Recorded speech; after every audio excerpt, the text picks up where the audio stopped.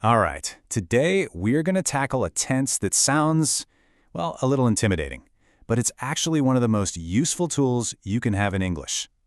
We're going to completely demystify the future perfect continuous.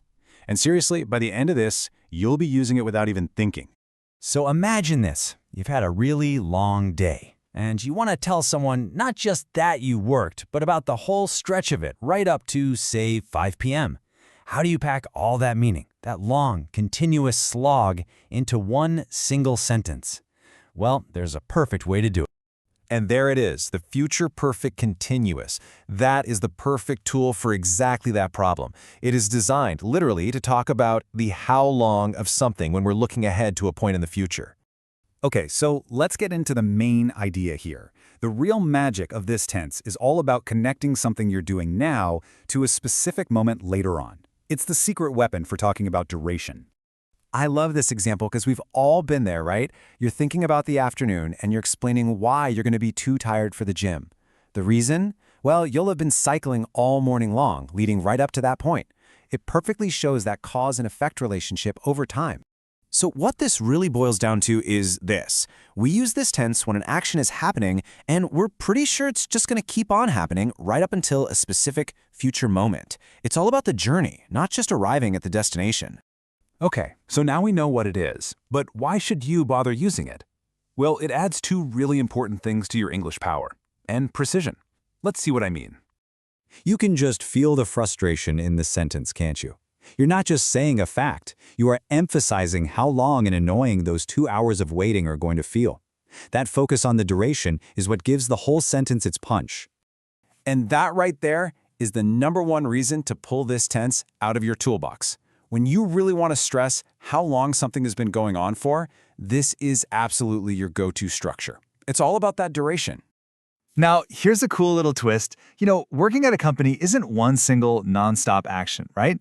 It's something you do day after day, year after year, and this tense handles that situation perfectly too. So that's our second big use case. It's just perfect for talking about things like jobs or hobbies or studying, things that add up over a long time, all leading to some future milestone. All right, you've totally got the why. So let's jump into the how. And you'll be glad to hear the way you build these sentences is actually super straightforward and always the same.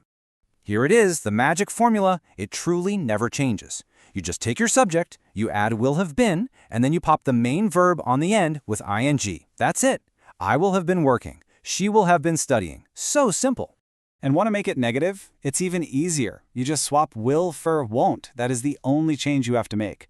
Everything else, the have been and the ing verb, stays exactly where it is. He will have been waiting just becomes he won't have been waiting. Now, this is really important if you want to sound natural when you're speaking. We almost never say the full I will have been. It's just a bit clunky. Instead, we squish it together into I'll have been. Same for the negative. Won't have been is what you're going to hear way more often than will not have been. So, we can make positive and negative statements. But what about asking questions? This is the last piece of the puzzle. And guess what? It follows a really simple pattern too. If you want a simple yes or no answer, all you do is flip the first two words. So, you will have been studying becomes will you have been studying. That's all there is to it. Here's a great example of that in action. See?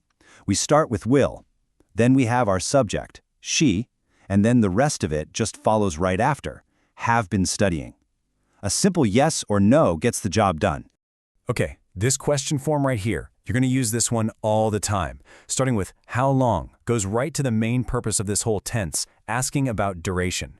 This is a super useful phrase to have ready.